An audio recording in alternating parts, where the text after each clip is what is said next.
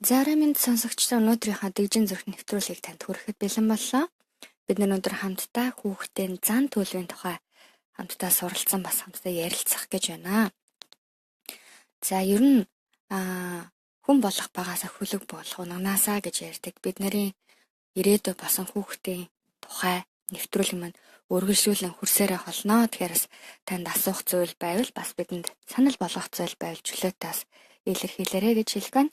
За тэгвэл хамтдаа хамгийн ихэнд нүүбийн хүүхдийн санд тэгвэл яг хүүхдийн талаар хүүхдийн онцгойлоод бага насныхаа хүүхдийн бие авч явах дадал нь ер нь хэдийн зан төлөвт нөлөөлдөг тухай юу гэж бичсэн байдгийг танд хуваалцаад нэвтрүүлэх хэрэгтэй гэж бодож байна. За бага насныхаа асаргаа нийгэмшгүй бие авч явах дадал хөвшлүүд нь хүүхдийн хэдийн зан төлөвт нөлөөлдөг төдийгүй насанд хүрсэн үеийн зан төлөв төрөмгийн үйлдэлийн урьдчилсан нөхцөл болдгийг судалгаан дээрээс гаргасан байна. За эдгээр хүчин зүйлс гений идэвхжлийг өөрчлөх замаар удамшлын урьдчилсан нөхцөлд нөлөөлж ген ба түүний зохих үйл явцыг өдөөн асааж эсвэл унтрааж чаддаг байна. Хүний тархины хөгжилд нөлөөлөх хүчин зүйлсийг ирж хайхаар зохицсон байдаг цонх үеүүдэд тодорхой өдөөгч цонх үеийн зарим нь маш богино байдаг. Энэхүү цонх үеийн хэрэгцээг хангаж чадалгүй орхитуулбал тархи хэрэгээ мэдэхгүй улмаар хөгжил нь удаашрдаг байна. Учир нь тархи мэдээллийн эсүүдийн холбоосыг хэрхэн үүсгэх тухай тохиогоо халамж, хайр, асаргаанаас хүлээн авдаг болохоор тэр юм. За тэгвэл хүүхдийн зан төлөв ааш арын шин ер нь яаж бүрдэлдэг юм бэ? Энэ тухай сандтай ярилцъя. Ер нь нэг л мэдэхэд эцэг их болчихдаг хүүхдэд төлөвлөдөг гэр бүл байна. Төлөвлөж амжаагүй байдал хүүхдэд болох гэр бүлүүд ч гэсэн зөндөө байдаг. Тэгээ ялангуяа магадгүй өөрийгөө яг бэлдэж амжаагүй аав ээжийн хувьд бол аав ээж байна гэдэг амаргүй байдаг. Тийм болохоор үр хүүхдтэй болоод тэднийг өөрсдөө зөнгөөр өсчихдгөө гэж зарим хүмүүс ярьдаг шиг бодож болохгүй. Энэ бол эндүрэл байгаа. Хүүхэдтэй цаашид ямар хүн болж төлөвшөх, ааш зан, авяас чадвар гэд бүхий л нөхцөл байдал хүмүүжилт эцэг их хүрээлэн буй орчин тойрон мөн гэр бүлийн уур амьсгал, аав ээжийнх нь хоорондын харилцаа, найз нөхөд, дуртай дургүй зүйлс гээд эргэн тойрных нь үзэж, хаарж, үлгэр дуурайл авч өсөж байгаа бүхий л зүйл тухайн хүүхдийг ирээдүйд эргэн тойрных нь хүмүүсээр дамжуулан ямар хүн болохыг нь тодорхойлж бэлдэж байдаг байна. За тэгээд эцэг эхчүүд болгон хүүхдээ ад жаргалтай, амжилт бүтээлээр дүүрэн, сэргэлэн цовоо, ийм юм байгаасаа гэд маш ихээр хүсдэг.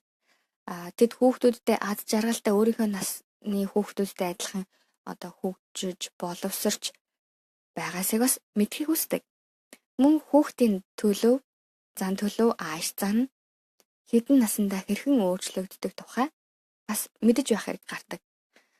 Бидний мэдих Sigmund Freud хэмээх алдарт судлаач маш олон судалгааг хийсэн байдаг. Тэрээр өнөөдөр танд яг танилцуулахыг хүсэж байгаа зүйл нь болохоор сэтгэл зүйн хөгжлийн үе шатыг танд танилцуулахыг хүсэж байна. Тэгэд эхлээд сэтгэл зүйн хөгжлийн үе шатны өмнө бас эцэг их болгоны мэдих шаардлагатай товчхон юм тестийн тухай бас танилцуулъя. Урд нь Монголд хат ч гэсэн нэлээд зурагтаар гарч ирсэн судалгаа л да магадгүй бас үзэж амжаагүй хүн байж магадгүй гэж одоо товчхон Sigmund Freud-ийн алтартай нэгэн туршилтыг танд сонсгож өгье. Тэгээ яасан бэ гэхээр монд гэж ярьдаг те сармагчны золцог мондон дээр туршилт хийсэн байна. За тэгээд ямар туршилт вэ гэхээр энгийн үедээ монд зөөлөн хиймэл сармагчин дээр байх уу? Эсвэл хоол өгдөг төмөр хатуу гэсэн үг шүү дээ. Хатуу тийм төмөр сармагчин, хиймэл сармагчин дээр байх болов гэсэн судалгааг хийж үзсэн байна.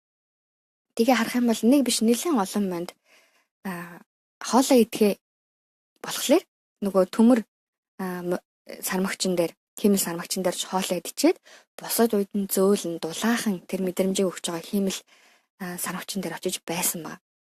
За тэгвэл ийм байдгийн байж тэгвэл дахиад нэг тестийг хийж үзээгээд айлгсан маа гинт чанга дуу аваа гаргаад Тэгээд яасан гэж бодож байна. Тэр монд голд нь байсан боловч айлахад нэлийн хэдэн монднууд зөөлөн сармагч нь буюу зөөлөн материалтай хиймэл сармагч руу айж зочирдсан гинтийн үед гүйж очиж өсөрч наалдчихсан ба. Тэгээ ингээ харах юм бол амьтанд ч гэсэн яг хоол хүнснээс илүү хайр, халамж, биедэн хүрэх, илэрхийлж, илж талах энэ зүйл үнэхээр хайрыг мэдрүүлдэг, хамгаалтыг, амар тайвныг мэдрүүлдэг байх нэ гэсэн судалгаа гаргасан ба. Тэгвэл үүний дараа сэтгэл зүйн хөгжлийн үе шатын тухай одоо танд танилцуулах гэж байна. Тэгэхээр Фрейдийн хувьд өмхөх үе буюу oral буюу 0-аас 18 сартай хүүхдийг ингэж бүлэглэсэн байгаа үе шатаар. За дөнгөж төрсөн яраагаас 18 сар хүртэлх хамруулах энэ үеийг IGAD гэж нэрлэдэг байгаа. Тэгэхээр нялх хүүхдийн либид аманд төвлөрөх ба нялх хүүхэд хөхөндөө бас таашаалыг мэдэрч хөгж байгаа хөхнөөс таашаалыг мэдрээд тайвшраад сэтгэл нь хангалуун байж чаддаг байгаа. Харин энэ үед тэрхүү мэдрэмжийг мэдэрч чадахгүй эсвэл хит их хангалтснаасаа болоод зан чанарын хувьд баг зэрэг доголдолтой болох бас тохиолдол гардаг. Жишээлх юм бол хумсаа мэрэх, хурууга хөхөх, хит их эсвэл баг идэх, бас зарим тохиолдолд арх тамхины бол эм тарины замбраагүй хэлээ мэт дутагдaltaй болдог ба том болоод гэсэн үг шүү дээ. За тийм болохоор өмхөх зуршлыг зөв хангаж өгснөөр өөдрөг зөв хоолны зуршилтай болж өсдөг байх нэ. Тэгэхээр маш чухал байгааз дөнгөж 0-оос 18 сар хүртэлх хүүхэд. За түүний дараа хянах үе гэж байгаа. Анал гэсэн нэртэй 18-аас 3 настай хүүхэд, 18 сараас 3 настай хүүхэд байгаа. За энэ үеийг eye control гэж нэрлсэн байдаг. Либид өмхөх шатнаас хянах үе шат руу шилжих үеийг хэлж байгаа. За энэ үед ихэвчлэн өтгөн шингэнэ барьж сурдаг, бас ялгцаа гадагшлуулахдаа сэтгэл ханамж, таашаалыг авч байдаг. Бас хүүхэд төрлөх чанар буюу ялгцаа гадагшлуулахыг хүсэж байвч асран хамгаалагчийн хараанаас болж тухайн үйлдэлээ хийж чадахгүй хүрэх юм бол хамгаалагчтайгаа зөрчилдөж эцэг эхийн хайрыг мэдрэхийг хүсэн хүүхдийн хүсэлтэд зөрчилддөг энэ зөрчлийн үе бий болдог байна. Тэгээ энэ үед нь зөвөр шийдвэрлэхгүй бол хүүхэд хит их цэвэрч дуулууртай нарийн зэрэг сөрөг зан чанарыг зарим тохиолдолд сөргөөр нөлөөлөх зан чанарыг олж авдаг. Ийм учраас энэ үед нь хүүхдэд ялгцаа хянах аргыг тохируулн зөв сургах хэрэгтэй байдаг ба. Тэгээ насанд хүрсэн хоноо ч гэсэн бүтээлч ажилсаг хүн болж өсдөг ба. Ер нь яг энэ үед ихэнх хүүхдүүд манд кошонконд сууж эхэлдэг, сурдаг байгаа. За тэгээ миний эргэн тойронд бас кошонконд сууж сурлаа гэд баг парти маягийн бөөм баяр болж исэн гэр бүл хүртэл байдаг. Тэгээд үнэхээр маш энгийн боловч айгүй чухал үе байдаг байгаа. За тэгвэл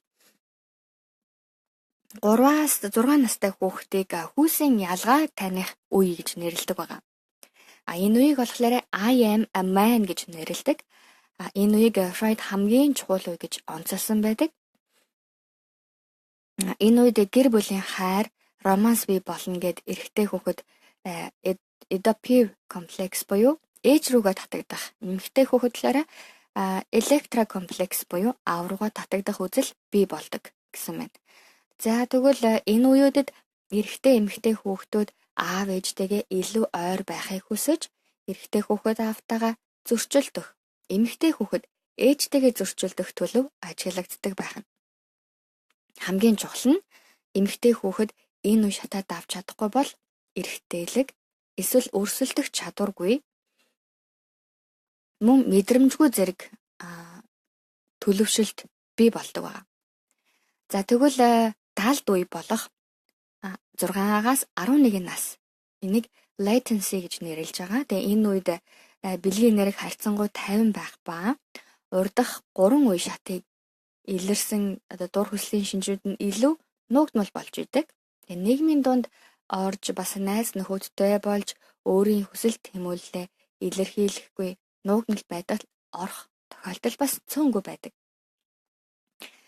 За энэ үеийг зан төлөвт чухал нөлөөгүй гэж үздэгч зөв давахгүй бол бүрэг ичимхий бусдыг үзэн яддаг хүн болж төлөвшдөг байна. Тэгэхээр бас чухал нөлөөгүй гэж хэлж болохгүй ч гэсэн тодорхой хэмжээгээр нөлөө байдаг учраас төлөвшөлт нөлөөлөл гардаг учраас өөрчлөлт ордог учраас бас анхаарахгүй орхиж болохгүй байх нэ.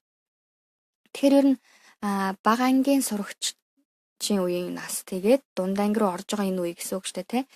За тэгвэл эсрэг хүйснийхээ сонирхож эхлэх үе буюу 11 наснаас дээш үеийг юу гэж хэлсэн байдаг вэ гэхээр жинхэнэ үнэнч хайрыг олж баяр баясгалыг мэдрэн хүсэх үе. За бас дээрэс нь мэдрэхийг бас хүсдэг үе гэж байгаа. Тэгэхээр 3 дугаар үе шат буюу хүйсийн ялгаагаа таних үеийг амжилттай давж чадаагүй тохиолдолд энэ үед бэлгийн дур сонирхлоо тохируулан шийдвэрлэж чадахгүй, хайр халамжийг мэдрэхгүй, бас эсрэг хүснэнтэйгээ харилцааны хувьд асуудал үүсдэг тийм зан чанартай төлөвтэй болдог байна. За ингээд сүүлийн үе хүртэл бас зогсон байдал ажиглагдаагүй сайн хөгжилтэй хүүхдийн хувьд хороогийн тухай бас өргөн хүрээнд хардаг, алсын хараатай, бүрэн төлөвшсөн хүн болж өсөж чаддаг байна. Мэдээж энэ бүх үеийн шатанд эцэг их хүрээлэн буй орчин, найз нөхөд гээд тухайн хүүхдийн харилцаанд орж буй бүхэл зүйл чухал байдаг. Энэ гаргаж буй зан төлөв, сэтгэл хөдлөл зэргийг эцэг их нь засаж залруулах, тэдний ааш зан нь эвдрэхээс болгоомжлон тэдэнтэй ярилцах нь маш чухал байдаг байна. Тийм болохоор таны хүүхдийн зан төлөв мэдээж хувь хүнийх нь өөрөөх нь онцлог угаасаа энэ хүүхэд ийм төрсөн гэсэн юм онцлогийг хүлээн зөвшөөрөх хэдий ч эргээд эцэг эхийнх нь харуулж байгаа амьдралын хэв маяг, харилцаж байгаа харилцаа, үзүүлж байгаа үлгэр дуурайл маш чухал байх нэ. За тэгвэл хүүхэд эмчнэ гэдээ орхичих тохиолдол байдаг. Зарим тохиолдолд зэмэг тайлбарлахгүй үе байна. За тайлбарласан ч хүүхдийн хэмжээнд тайлбарлалаа гэж бодоод маш тодорхой, нарийн биш. Мэдээж хүүхдийн хүлээж авах насных нь онцлог чадварт нь тохируулж байгаа л да. Гэхдээ бас тодорхой хэмжээнд тэр хүмүүс хүүхд чинь ялгаагүй хүн учраас тайлбар шаардлагатай үе байдаг. Тэгэхээр эдгээрийг хизээж хүүхэд эмчнгээ хойшлуулахгүйгээр насанд нь магадгүй ойлгуулж өгөх хэм хэмжээ гэж байх ёстой гэж боддог байгаа. Тэгэхээр бид нэр математикийн хичээлийг ч гэсэн анх тоо гэж сураал тоо нэмж хасахаар сурж байгаа явандаа математик, айлгуур, геометри гэл илүү гүн гүнзгий сурдаг шиг тэр тооны тухай гүн гүнзгий судалж байгаа шат дараа л маань ингээд өөрөөр болж байгаатай ялгаагүй хүүхдэд ч гэсэн асуух юм эсвэл ойлгуулах шаардлагатай үед нь тодорхой хэмжээнд зөв ойлголтыг өгөөд явах хэрэгтэй. Жишээлбэл зүгээр эцэг эхнэр би хаанаас төрсөн бэ гэж асуух нь асуултанд заримдаа худлаа ярьдаг те. Энэ хооронд ямар нэгэн байдлаар Солонгост бол би чамайг гүрэнд ороос олж авсан юмаа гэдэг энэ үг айгүй алдартай. Хүүхдүүд жоохон байхад нь аав ээж нь тэгээл тоглоал өнгөрөөчдөг байсан гэдгийг одоо ярьсаар байдаг. Гэвтэл яг хүүхүүдтэй тэгж асуух тохиолдолд аав ээж нь би биедээ хайртай байсан, миний хүүхд чинь аав ээжийнхээ хайрнаас төрсөн байхгүй юу гэд өнгөрөхөд хүүхэд тодорхой хэмжээнд хариултыг авж байгаа. Тэр хариулт нь буруу биш, зөв хариулт болж хүүхдэд хүрж байгаа гэсэн үг байна. За тэгвэл хүүхдийн хүмүүжил гэдэг маш чухал байгаа. Тэгээд саяхан найзтайгаа утсаар ярьж байлаа. Найз маань 3 хүүтэй жил дараалсан. Тэр 3 хүү байгаад он дараалсан хүүхдүүдийн хувьд одоохондоо 5, 4 тэгээд 2 ойтой 3 хүрчихэж байгаа. Энэ 3 хүүхдийг яаж хүмүүжүүлэхээ би заримдаа ойлгодгүй. Тэг яг асуудал юу байна? Зүгээр найз нь чамайг сонсё гэхэд ахын хувьд болохоор чи ах нь эмчин гээл ямар нэг юм зүйлийг булаацалтай хэрэг гаргахлаар ах нь айгүй сайн ойлгоод тасаа тодорхой хэмжээнд нөгөө хоёрыг бодвол арай том болсон учраас тийм би ах нь болохоор өгнө гэд өгдөг гэн. Харин дундах хүүхдийн хувьд болохоор хүүхдийн онцлог нь миний сонссноор л удаан хүүхд байгаа. За нийтдээ ер нь нэг өнөөдрийн танилцуулсан Sigmund Freud-ийн бас хүүхдийг хүүхдийн зан төлөвийг илэрхийлсэн 3 төлөв байдаг байгаа. Цовоо хүүхэд, удаан хүүхэд, тэгээд гуравт нь мэдрэмтгий хүүхэд гэж хуваадаг байгаа. За тэгэхээр цовоо хүүхэд нь болохоор солонгосоор хайбаран ай гэж байгаа. Цовоо хүүхдийн хувьд ямар нэгэн зүйлийг хүлээж авахдаа маш хурдан, өөрийн болгохтаа амархан, бас орчин нөхцөл байдалд амархан шилжин дасан зохицож чаддаг. Тэгэхээр ер нь сэргэлэн цовоо хүүхдүүдийг бас энэ ангилалд оруулж болох юм. Харин удаан хүүхдүүдийн хувьд болохоор гэмиг хүлээж авахдаа удаан, сайн тайлбарлуулад өөрөө маш их бодож, тунгаажиж яг ойлгохлоорэ мэдээж энэ хугацаа шаарддаг ч гэсэн ойлгосныхаа дараа маш их үр дүнтэй нэмбай зан чанартай хүн болж төлөвшдөг тийм хүүхдийн зан чанар байна. Харин эмзэг буюу Йеминхан ай гэдэг энэ категори болохоор ер нь айгүй тийм амархан бухимддаг, магадгүй 5 тухтай орчин нь огцом маш богино хугацаанд тухгүй болох юм уу, эсвэл дулаахан байжгаад гинт хүүтэнд гарах ч юм уу, эсвэл гинт хүндэрснээсээ болоод огцом уурлан эцэг хийхэд зовоож стресстүүлэх ч юм уу те. Яг ийм эмзэг хүүхдийн хувьд бол ийм огцом зангууд зөндөө гардаг. Эдгээр 3 зан чанарын хувьд сул талж байгаа, давуу талж байгаа. Гэхдээ муу бол биш, буруу бол биш байгаа. Тэгэхээр ер нь нийтдээ хүүхэд бол хүн гэж яриад байгаа. Таны хувьд ч гэсэн та өөрийгөө эргээд бодоод үзээрэй, нэвтрүүлгийн маань үзэж байгаа хүмүүсийн хувьд та өнөөдөр өөрийгөө удаан гэж бодоод хүмүүс намайг аяг удаан гэдэг, би аягүй удаан болох хөдөлгөөнтэй хүмүүсийг аягүй стресстүүлдэг, намайг хүлээж яхад хүмүүс давчтаад байна гэж ярьдаг ч юм уу те. Иймэрхүү маягаар олон зүйлийг сонсож байсан бол та яах нь хүүхэд байхасаа удаан зан төлөвтэй таны өгөгдөл гэж бас хэлж болох юм те. Таны төрөлхийн зан чанар чинь ийм удаан гэсэн энэ категорид орж байгаа хүүхэд байх нь. Гэхдээ энэ хүмүүс дандаа тийм дутагдал байна гэж байхгүй. Үнэхээр бусад хүүхдүүдийгээ бодвол маш сайн тунгаадаг, маш цэвэрч, нямбай, няхуур яг ийм чухал зан чанарууд ийм хүүхдүүдэд байдаг. Тийм болохоор яг ямар нэгэн зүйлийг хүлээж авахдаа, сурахтаа ч юм уу цаг хугацаа орж болох ч гэсэн маш сайн сурсан зүйлээ тэр хүмүүс үнэхээр төгс уран бүтээл ч юм уу төгс ямар нэгэн зүйлд төгсөд хамгийн ойртохоор үр дүн гаргаж чаддаг хүмүүс бол бас ийм зан төлөвтэй хүмүүс байдаг байна. За тийм болохоор яг энэ эмзэг мэдрэмтгий удаан бас энэ цовоо хүүхдүүдийнхаа онцлогийг мэдсэн тохиолдолд та нар дэлгүүр явахдаа асуудал гарсан ч ойлгомжтойгоор зөв энгийнээр асуудлыг томсохгүйгээр шийдэрлэж болно. За ах дүү нар хоорондоо тоглоомын будлаацалдж байгаа тохиолдолд ч гэсэн хүүхдүүдийнхээ онцлогийг нь та мэдэж байгаа учраас мэдж байгаа тэр зүйлийнхээ дагуу зөв харилцаж чадах нэ. За тэгээ саяны жишээ гаргасан найз маань 3 хүүхдийн голынх нь бол яг яхаа аргагүй сонсоод байхлаар тийм удаан хүүхэд байгаа байхгүй юу. Тэгэхээр энэ удаан хүүхэдтэй маш сайн ярилцаад магадгүй сонголт өгөөд энэ сонгосон сонголтынхаа тухай бас яриулах юм бол хүүхэд айгүй бодсон, айгүй няхуур магадгүй бидний бодож амжаагүй ингэж хариулах байхтаа гэж төсөөлөжгүй хариултыг заримдаа хүүхдүүд биднэрт хэлдэг шүү дээ. Тийм болохоор та хүүхдүүдтэйгээ за аль ч төрлийн хүүхдөөс маш сайн ярилцах хэрэгтэй гэдгийг судлаач нар бас хүүхдийн асран хүмүүжүүлэгч нар бас яг хэлдэг байгаа. Тийм болохоор маш сайн ярилцах юм бол та хүүхдээ илүү сайн ойлгож ухаарч чадна гэсэн үг байгаа.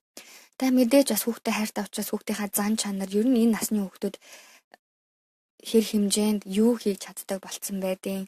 За магадгүй өөрийгөө танилцуулахдаа дөнгөж бага ингээд цэцэрлэгт орсон хүүхэд өөрийгөө нэрээ хэлээл өнгөрдөг, хэдэн настайгаа л хэлээд өнгөрдөг бол сургуулийн өмнөх насны буюу цэцэрлэгийн ахлах ангийн хүүхдүүд өөрийгөө танилцуулахдаа хэр урт өгүүлбэрээр хичнээн их том агуулгаар гэрийнхаа хаяг ч юм уу эсвэл гэр бүлийнхаа тухай танилцуулж чадж гин үү гэх мэтчлэн та мэдээллүүдийг өөрөөсөө бас насныхын ангилд мэдэж аваалах тусам та хүүхдээ улам илүү таних болно.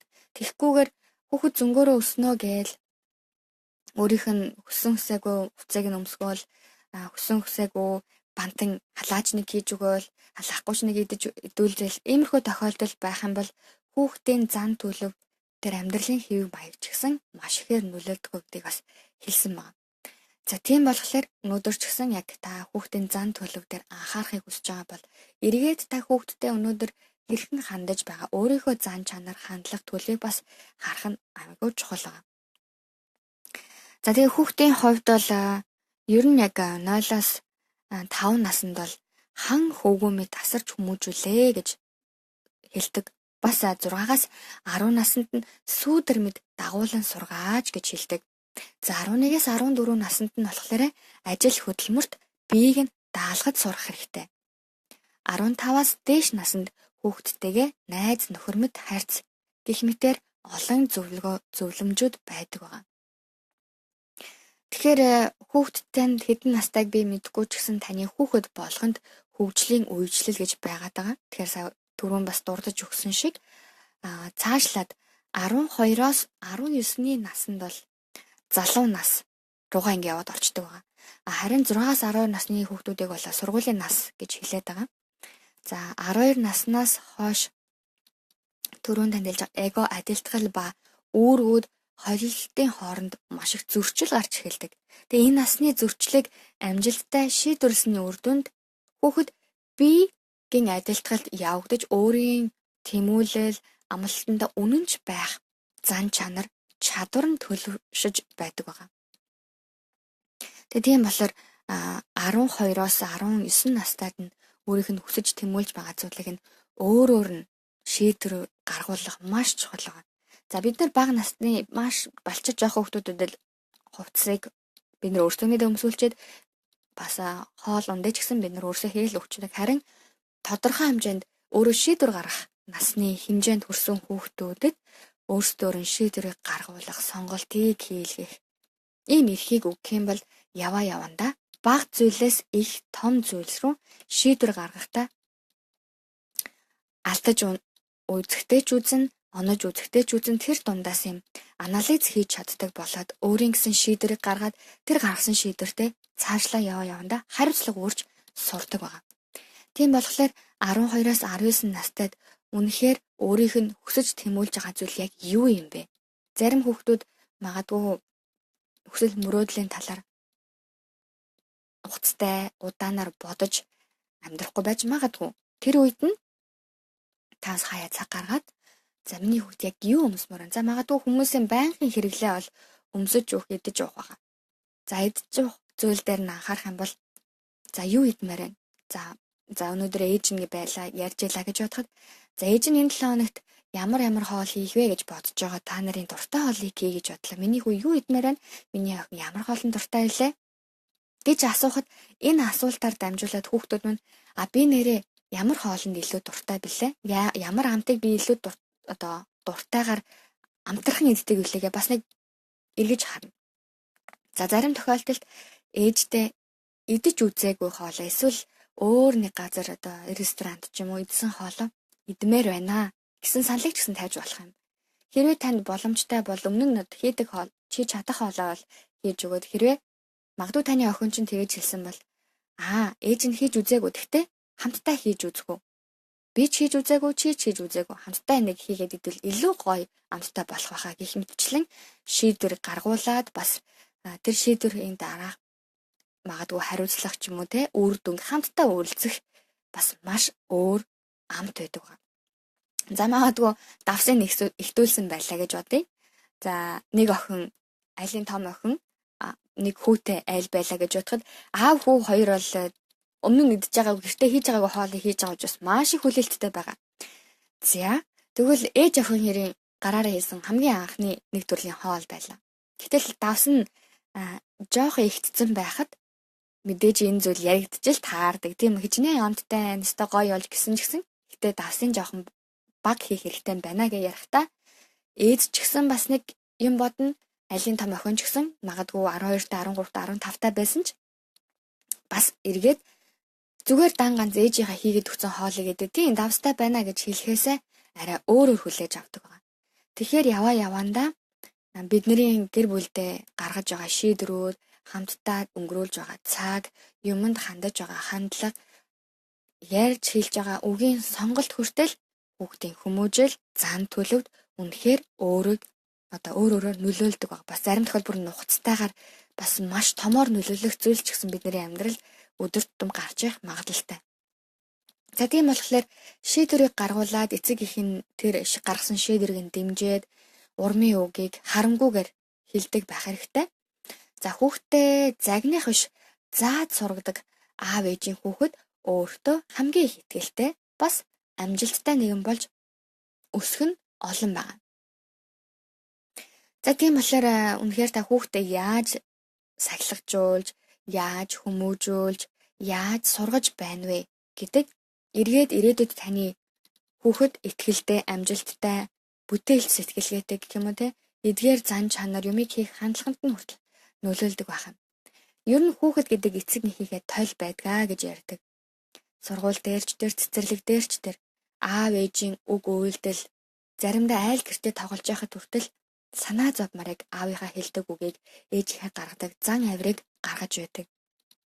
Тийм болохоор эрүүл хүүхэд хамгийн сайн суралцдаг гэдэг бас гэр бүлийн хүрээг та хамгийн сайнаар эрүүл, зөв, шударга, үнэнч байлгаасаа гэж хүсэж байна. За тэгвэл сая бас зан чанарт нөлөөлдөг гэд загнах биш заад сургадаг аав ээжийн тухай ярьлаа. За тэгвэл хүүхдийг хүмүүжүүлэхдээ сахилгажуулах шаардлагатай. Шийдгэх биш, загнаж зодох биш, сахилгажуулах шаардлагатай болдог. За тэгвэл сахилгажуулж байхдаа за бид нэр маш их ярьдаг магадгүй загнахтаа гэх юм уу те загнахтаа гаргаж болохгүй 10 үйлдэлийн талаар бас хамтдаа ярилцъя. Мэдээж хүүхэд мэдчихэж хийх алдаа гарна, мэдэхгүйгээр хийсэн ч алдаа гарна. Тэр болгонд нэгдүгээрт эхлээд хүүхдийнхаа аюулгүй байдлыг шалгах хэрэгтэй. Магадгүй хүүхдтэй нь аюултай байдалд, аюултай орчинд байгаа л эхлээд хийсэн юм дээр анхаарахаас илүү хүүхдэд та хамгийн түрүүнд аюулгүй байдалд тавьчих хэрэгтэй. За аюулгүй орчинд байлгаад дараад нь түүнд маш сайн ойлгуулж өгөх хэрэгтэй. Тэгэхгүй л бид нөгөө сандарсандаа, шоконд орсондоо өндөр дуугаар чанга загнаж зандарч эхэлдэг. Мэдээ загнах буруу биш ч гэсэн буруу арга барилаар загнаж зэмлснээс болж хүүхдийн зан авирт нөлөөлдөг байна. Зэмлэгтэй үзүүлж болохгүй тийм болохоор энэ 10 зүйлийг танд заавал хэлээд өнөөдрийнх нь нэвтрүүлгийг дуусгая гэж бодож байна. За сэтгэл хөдлөлтөй загнаж болдоггүй гэж байгаа. Тэгэхээр сэтгэл хөдлөлтөй загнахгүй тулд эхлээд гүнзгий амьсгаа аваад эцэг их өөрийгөө тайвшруулах хэрэгтэй. Магадгүй эмээ өвөө ч юм уу те. За хүүхдээ сэтгэл хөдлөлтөй буюу эмоц ихтэй загнаад байх юм бол танай хүүхдийн сэтгэл санаа бас тогтворгүй болчдөг байна. Тэгээ надад нэг ийм жишээ санагдаж байна. Нэг дэлгүүрт нэг өвөө ач тайгаа явж исэн байгаа. Тэгэд яг араас нь явж орсон нэг эмэгтэй тэр өвөг санамсаргүй ингээд дахин тааралдаад нэг хайхтар том дэлгүүр биш байсан учраас дахин тааралдах болгонд анзаарсан байна. Яасан бэхээр нөгөө ач хүү маань юм авахулахаар зорьсон байгаа, өвөг зовоосон байгаа. Уйлал, нэхэл, янз янзын авир гаргасан. Тэгэхэд өвөө яасан бэ гэхээр нэрийг хэлээд болноо, тайвшираа гэлээс. Тэрээ тайвшираа, энийг авахгүй, энийг авах гэж орж ирсэн шүү дээ. Тайвшираа тэрээгэл нэрээр нь дуудаал айгүй тайван өнгөөр хэлжсэн. За тэгэж тэр эмэгтэй ч гэсэн бас авах юм авч дуусаад нөгөө өвөг бас араас нь дагаад тооцоогоо ичээд ойролцоох машин дээр юм авсан юм багажиндаа хийж явахт нь оцсон байна л да. Сэтгэл нь хөдлөөд эмэгтэй. Өвөө та үнэхээр мундаг юм аа. Та хүүхдэд яаж ийм төвчээр гаргаж чадваа? Ер нь яг харах юм бол энэ хэмжээний хүүхдүүдэд хөвчлэн ээж аав нар өвөө эмээ нар загнах, зандрах эсвэл аваад өгчдөг тэр нэхэд байгаа юм. Тэгээд хүүхдийг дугаа олгочдаг. Гэвтэл та яаж ингэж чадваа? Танаас асууж болох уу гэж очиад асуусан байгаа. Тэгсэн нөгөө өвөө яасан бэ гэхээр тэгээ бас нөгөө хүүхдэд хүүхдээ чинь тэр гэдэг юм шиг байна те. Хэдэн настай вэ гэх мэт ингээ ярьж явах та. Түрүүн намайг хүүхдээ дуудаж ийн гэж ойлгосон бол те. Тэрэ гэж дуудаад байсан чинь манай ачийн нэр биш, миний нэр байхгүй юу гэд бас тайлбарлаж өгсөн байдаг. Тэгэхээр хаанч явж исэн их дэлгүүрт байна уу, жижигхэн мартад байна уу, эсвэл ямар нэгэн арга хэмжээ байна уу, эсвэл гэртээ байна уу?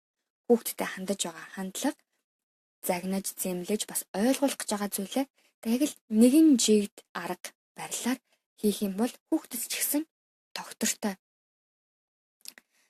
зан төлөвтэй болно гэсэн үг байна. Тэгэхгүйгээр эмоц ихтэйгээр учир зүггүй загнаад зодоод байх тохиолдолд хүүхдүүд ч гэсэн сэтгэл санаа тогтворгүй байгаад болдгийн дээр бас яг яагаад загнуулснаа хүүхдүүд тэр бүрчлэн сайн тогтоож санаад ойлгож байдгүй. Юугийн сандаг вэ гэхээр зодуулснаа, зэмлүүлснээ, хүнд хэцүү байснаа л аюу сандаг. Тийм болохоор та эмоцо барьж сурах нь эргээд таны хойч үедээ эмоцо барьж чаддаг, сэтгэл санаагаар тогтвортой нэгэн бас сэтгэл хөдлөлөөр шийдвэр гаргадаг нэгэн болоход зааж сургаж бэлтгэж байна гэсэн үг байна. За тэрний дараагийнхаар хүүхдийнхаа хэлхийг сонсолгүй загнаж өрөөсө болохгүй. Жишээлх юм бол танаа хоёр хүүхэд муудалцлаа. За бүр зодтолтлоо гэж бодъё.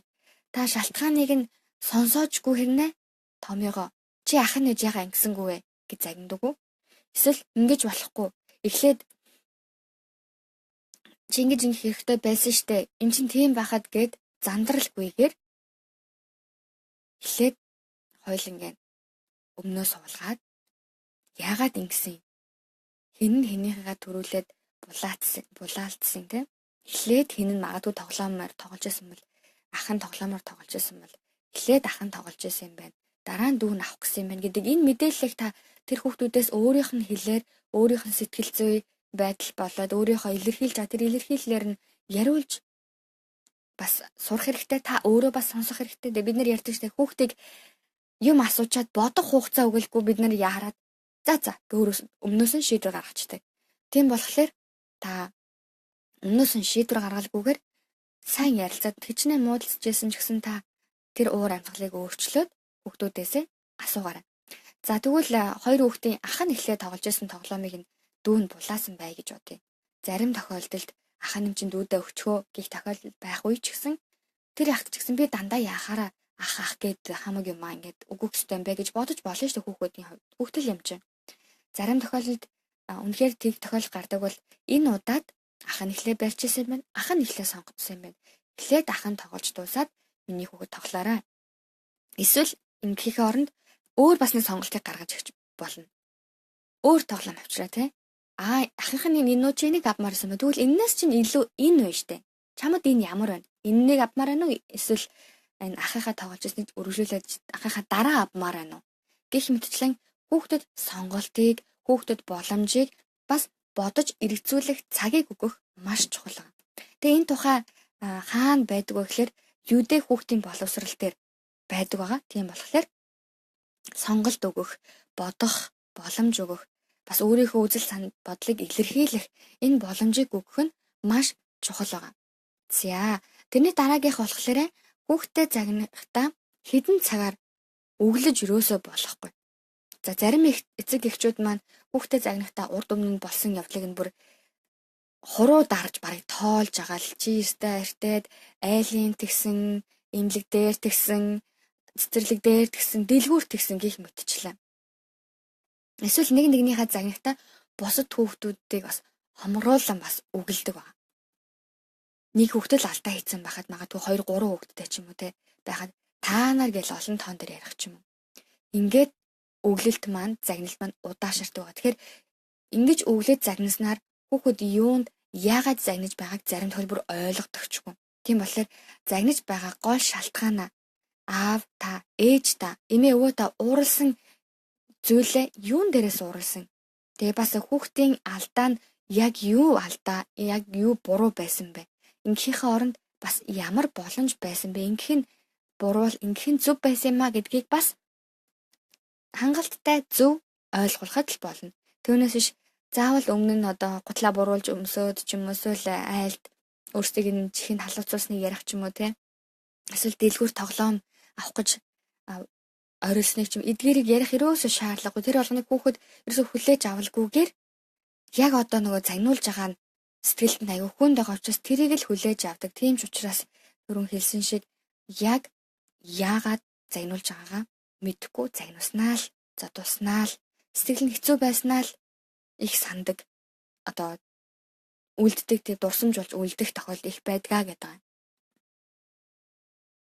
За тийм болохоор ийм уурлаж уцаарлаж зэмлэж байгаа дүр төрхийгтэй хүүхдүүд авч үлдэх биш.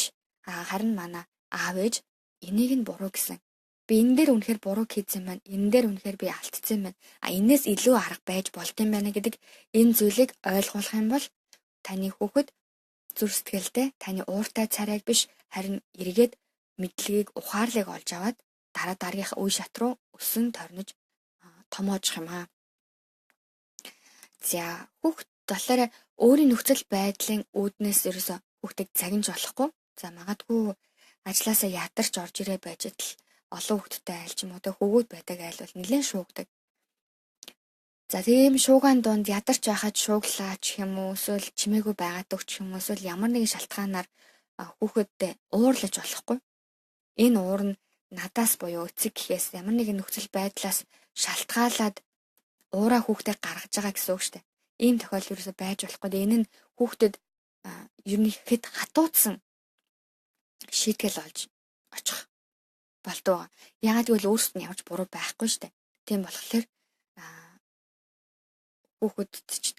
хүүхдэд ч хэцүү магадгүй эргээд бодохдоо та би дэмий ууралчлаа да стресстэй байсан зүйлээсээ болоод хэтэрхий хүүхэдтэй хатуу хандчлаа да гэж бодох харамсах үе ч гэсэн гарах боломжтой. За тэгээд ээж аауд зэрэг нэг тал бол ерөөсөө загинж болохгүй. Тухайлх юм бол ээж нь хүүхдээ загнаж байхад аав нь өмөрч болохгүй. Гэхдээ ээжийг загнаж байхад аав нь хажуунаас нь хүч төрн зэмлэж болохгүй. Учир нь хүүхэд зүхтах газаргүй болж гэж бодоод ухаархаасаа илүү хүнийг аргалт сурдаг байгаа. За юуныг юун дээрээс илүү хардаг гэхээр өвөө эмээнэр бас айгүй хүүхдийг өмөрдөг шүү дээ. Яг аав ээж нь загнах гэхээсээ илүү сахилгажуулах гад хүмүүжүүлэх гээд одоо зодож загнахаасаа илүү ухааруулах гад байтал өвөө эмээн чи багтаа ямар байснаа мэдэж гин үү ч юм уу те миний хүүхдийг инглээ тэглээ гэх мэтчлэн хүүхдийг өмөөрөх тэр нөхцөл байдлаас аваад гарах ийм үе гардаг байгаа. Гэтэл тэр хүүхэд яваандаа баг багаар иймэрхүү зүйл давтагдаад байх юм бол ингэж болд юм байна. Би худлаа уйлаад ч болов ийм нөхцөл байдлаас гарчхад л болчих юм байна. Тэгэл болоо гэж боддог болчдөг. Тэр нь хүүхдүүд айгүй гярхааштай, айгүй анзаардаг те. Яаж энийг анзаарч юу, яаж мэдчихв гэмээр бас зарим тохиолдолд яаж хаанаас энийг сурчваа гэмээр зүйлсээ хүртэл бид нэр сонсох болдог байгаа. За тэгээд дараад нь хүүхдээ хэн нэгэнтэй харьцуулж ерөөсө загинж болдгоо. Тэр ч мундаг, энэ ч ийм, тэр ч тийм байхад чи яасан гэх юм уу. Энэ ч хурдан хийждэг, тэр ч ийм хөдөлгөөнтэй ингээ дууссан байхад чи дуусаагүй л байна уу. Гэх мэтчлэн хэн нэгэнтэй ерөөсө харьцуулж болдгоо. Энэ нь хүүхдийг өөртөө ихтгэлгүй болоход маш ихээр нөлөөлдөг байгаа. Эсвэл нэг хүүхдтэй харьцуулаад эсвэл яг дээд айлын тэр эсвэл ангийнхаа номер 1-тэй те танаа ангийн тэр тийм байсан чи дээд хэд авсан. Чи ягаад одоо би авчихва. Тэр чи A авсан байлээ штэ. Чи тэгээ A авахгүй яасан ч юм уу. Тиймэрхүү маягаар харьцуулаад байх юм бол тэр хүүхдэд нөгөө A авдаг хүүхдтэй хамтдаа хичээл хийх боломж байтал нөгөө хүүхдэд дургүй болж эхэлдэг байна. Тэр хүүхдээ зүгээр за хамт хичээлээ хийдэг юм ахэд хамтдаа тоглож болно штэ нэг ангийнх юм чинь. Бүр нэг хамт олон болоод тоглох энэ харилцаанд нь ч гэсэн нөлөөлчдөг гэсэн үг байна. Тийм болохоор зүгээр л та хүүхдийнхаа өмнө нь чаддаггүй байсан зүйлээ чаддаг болсонд нь та магт. Чаддаг байсаар нэ чадахгүй байгаа бол та зэмлэж болох юм. Гэхдээ энэ зэмлэлт нь үнэхээр хичээлээ хийсэнгүй юу? Эсвэл магадгүй хүүхдээ өвдсөн байж байгаа чадаагүй юу? Энийг ч гэсэн та бодолцож байж хүүхдтэйгээ зөв харилцах хэрэгтэй. Зөв өндөр дугаар биш яг энгийн харилцан яриа мэтэр яриад ойлголцох нь хамгийн чухал байгаа. За тэгээд бас нэг чухал зүйл нь юу вэ гэхээр өчигдрийн хэлсэг өнөөдөр нөхцөл байдал өөрчлөгдсөн учраас эсрэгээр өөрчлөгдөж юусоо болохгүй. Жишээлх юм бол аав нь хүүхдээ хоол идсэн аяга хураа гэхэд ээж нь чадахгүй хаалчин гэж болохгүй байхгүй юу? Хүүхэд хэрвээ өчигдөр хоол идэж дууссан бол одоохондоо угааж чадахгүй цэвэрхэн угааж чадчих гэсэн тосгууранд авчиж хийж сурах хэрэгтэй гэж аав нь заасан хэрнээ маргааш нь жаахан том аяг ч юм уу жаахан хүнд аяг ч юм уу тийм ийм аяханд хоол идсэн чинь шууд маргааш нь яах юм бэ унгаа хагаал чинь хөлөө гэмтээ чинь гэх мэтчлэн ингэлгүйгээр харин зүгээр хүүхдээ өргөөд явахт нь ээж нь тусалт зүгээр очиод үгүй нэ тэрэ гэж аавын шийдвэрийг эсэргүүцэлгүйгээр тэгэх юм бол хүүхд ч гэсэн яг нэг зангаараа тууштай заавал за үгүй л үгүй тийм бол тийм одоо эдгээр зан чанарыг сурдаг байгаа. За иймэрхүү тохиолдол болохоор хүүхэд хэнийх нь үгэнд орохоо мэдгээ байдаг ба. Яг нэг чи аавтай хайртай юу ээжтэй хайртай юу гэхээр хүүхэд хэцүү байдалд ордогтой хайлгаангүй. Би одоо яах ёстой вэ?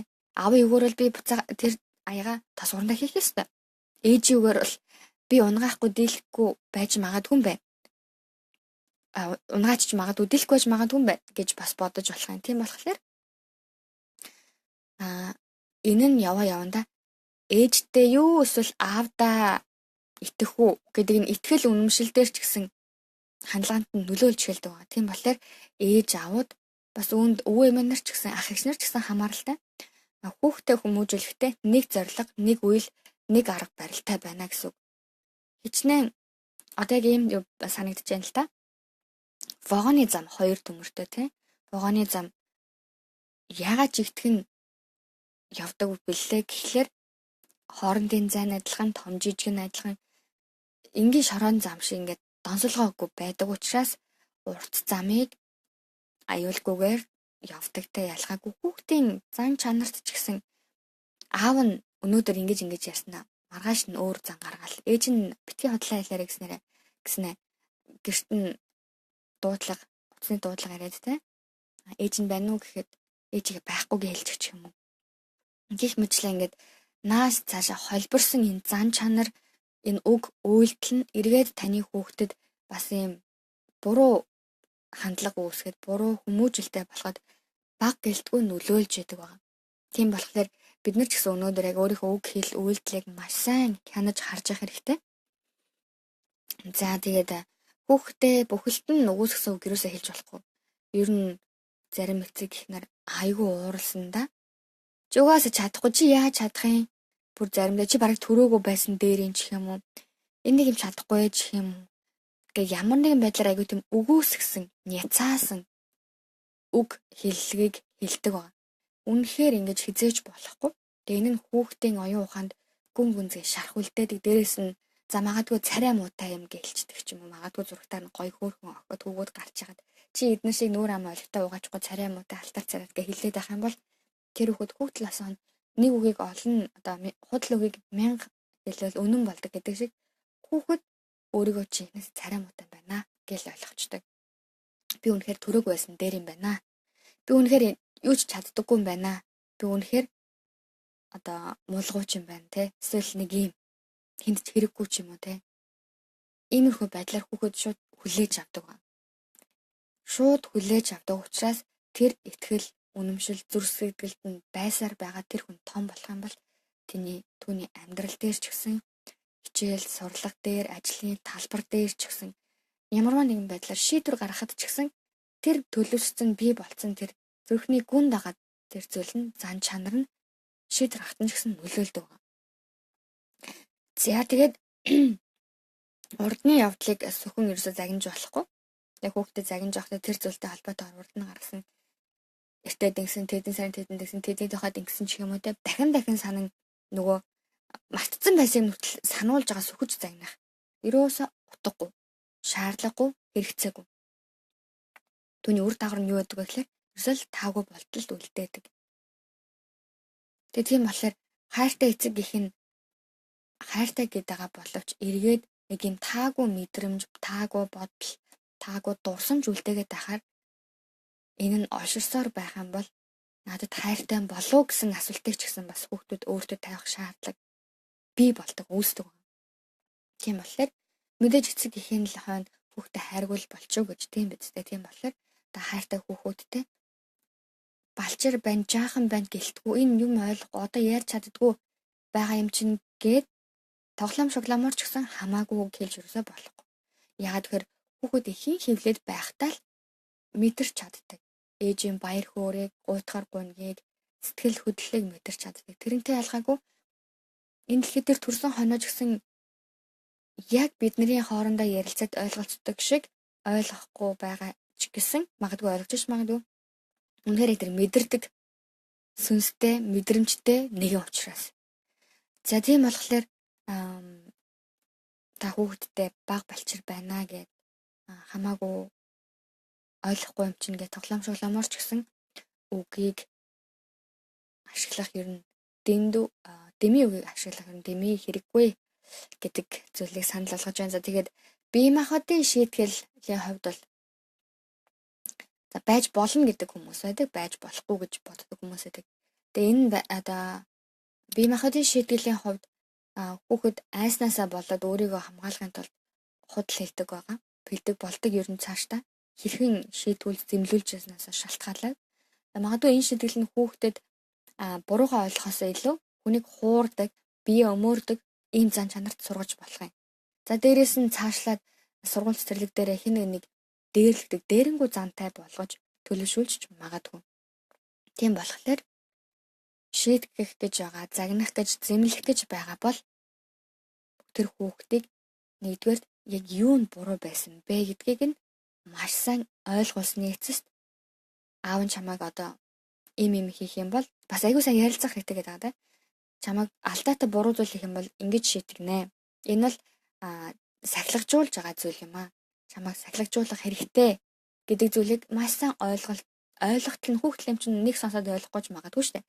Тийм л ойлголтол нь айгуу сайн төвчөртэйгээр тайлбарлаж өгөөд за алдаа дахиад давтагдлаа. Тэр үед нь та аав нь чамтай ярьсан те, ээж нь чамд хэлсэн те, тийм болохоор чи өнөөдөр энийг дахиад буруу хийчлээ. Эсвэл энэ ингэдэггүй маа. Тийм учраас энэ буруу зүйл учраас чамайг сахилгажуулж байна. Тийм болохоор ингэя гэнэ гаргасан шийдвэрийнхаа дагуу бас үйлдэх хэрэгтэй. За зарим тохиолдолд хүүхдээс өөрөөр нь асуугаад өөрийг нь буруу зүйл хийжээ гэдэг бодлыг бодуулаад өөрөөр нь одоо чи энийг буруу хийсэн байна тийм үү?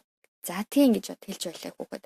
Тэгвэл одоо яах ёстой вэ аав ээж нь гэхээр сахилгажуулах гэх хүүхэд өөрөө хийсэн бурууныхаа төлөө хариуцлагыг үүрч чаддаг.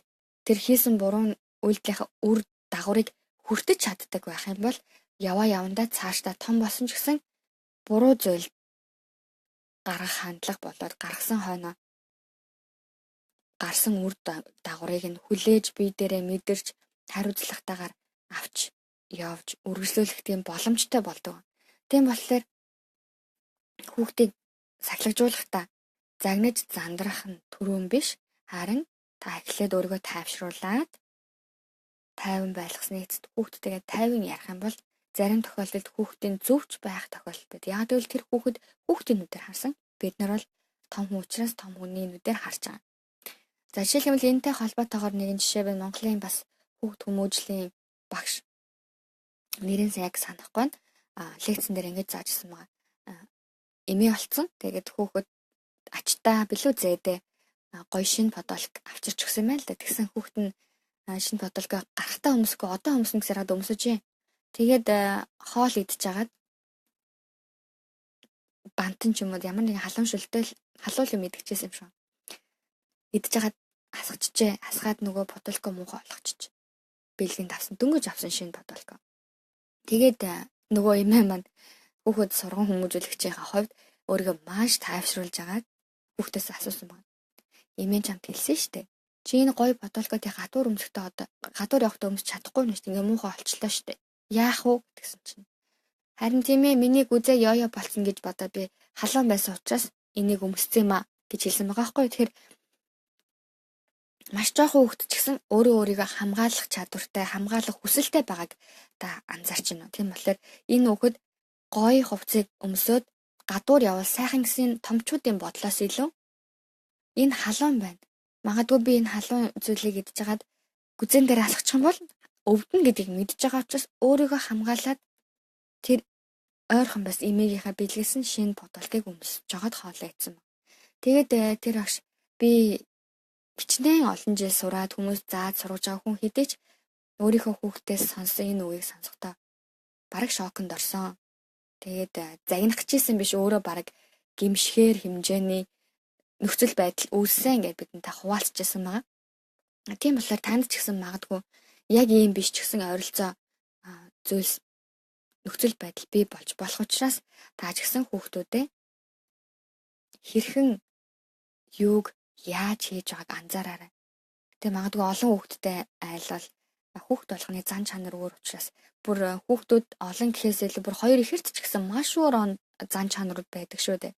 Тэгээ тийм болохоор та яг хүүхдээ сайн танихын тулд түүнийг ажиглан анзаарч бас хамтдаа юмыг хийж үзээд өөрт нь бас даалгаж үзээд те янз янзаар мэдчихэж та өөрийнхөө хүүхдийн ирээдүйн юунд давуу тал, сайн тал, авьяас чадвар байна.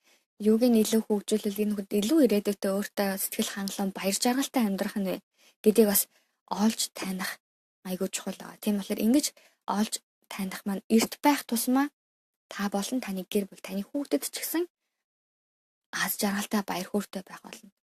Тэгэлгүйгээр зарим тохиолдолд ээж аав маань өөрсдийнхөө хийж сураагүй, хийх хүсдэг байсан хүүхдийнхээ насн дээр мөрөгддөг байсан зүйлсээ хүүхдүүдээрээ хийлгэж хүүхдүүдээрээ одоо хийлгэснээр өөрөө тэр бас төлөөлүүлж тэр сэтгэл хангалуун байдлыг баяр жаргалыг мэдрэхийг хүсэх тохиолдол гардаг тийм үү. Тийм болохоор тэгэлгүйгээр үнэхээр хүүхдүүдтэй юм аягтай ч юм уу, зураг зурхтай ч юм уу. Тэгээ хүүгүүд нас юм засахтай ч юм уу те сонирхолтой юм эвлүүлж болоо сураад байгаа бол та тэрийг үнэхээр дэмжээрэй. Тэгээд таны үнэхээр багын мөрөөдөл тань юм аях байгаад эсвэл те гой зурах дуртай байсан боловч гэр бүлийн нөхцөл байдлаас би энийг хөгжүүлж чадаагүй ч гэсэн хүүхүүдтэй энэ авьяас чадвар өвлөгдсөн байгаад хүүхүүдтэй үнэхээр хүсэж байх юм бол дургу ямар нэгэн зүйлийг хийлгэснээс дуртай, чадвартай, ирээдүйдээ байгаа зүйлийг та дэмжихтэй илүү их аз жаргалтай, илүү их баяр хөөртэй, илүү их сэтгэл хангалуун байна гэж хэлэх байна. Тийм болохоор та тэгэхээр өөрийнхөө хүүхдтэй сайн ойлголцож чадах юм бол та түүний зан төлөв ямар болох вэ гэдгийг бага балчир наснаас нь ч гэсэн мэдэж чадна. Бас хүн л болсон хойно жоохон хүүхдүүд ч гэсэн хин заагаад өгчөө гэмээр буруу ярьдаг, хулгай хийдэг, худлаа хэлдэг үе ч гэсэн байдаг. Эдгээр болгон энэ үе шат болгоныг нь бид нэр зөв давхад нь анхаарал халамжтай, зөв ойлгуулж нас насанд нь шат шатанд нь тохирсон арга хэмжээг зарим тохиолдолд ярилцах, зарим тохиолдолд зөвлөгөө авах юм уу те янз янзын аргаар та зөв тохирсон арга хэмжээг авч чадах юм бол ирээдүйд таны хүүхэд болоод танаа гэр бүл үнэхээр аз жаргалтай, баяр хөөртэй бас амар тайван үлгэр жишээ гэр бүл болж чадах юм аа. Үнэхээр Монголын нэг гэр бүл болгон Монголыг бүтээж байдаг. Тийм болохоор бид хамтдаа айлч улс оронд байсан хинтэйгэж хамт амьдарч байсан. Үнэхээр зөв хандлагатай, зөв зан төлөвтэй, зөв үзэл бодолтой өөрийгөө зөв илэрхийлж чаддаг нэгэн болж чадах юм бол үнэхээр эргээд бидний Монгол маань зөв Монгол болж чаднаа гэж итгэж байна. За тэгээ өнөөдрийнх нь нэвтрүүлгийг инхүү өндөрлөж байна. Тэгээд нэг цагийн турш надтай хамт байсан танд баярлалаа.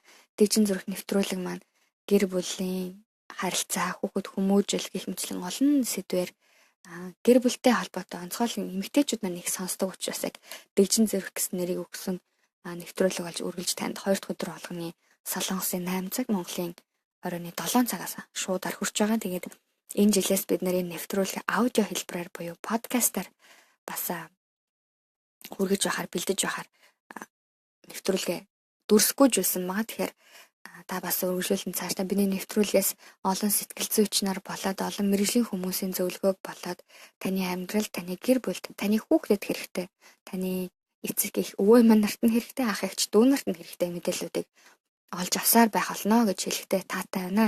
За тэгээд таны ажил амьдралд, гэр бүлд нь амжилт бүтээлийг дүүрэн байгаасаа гэж хүсэж байна. Эрүүл нэх байх болтугай.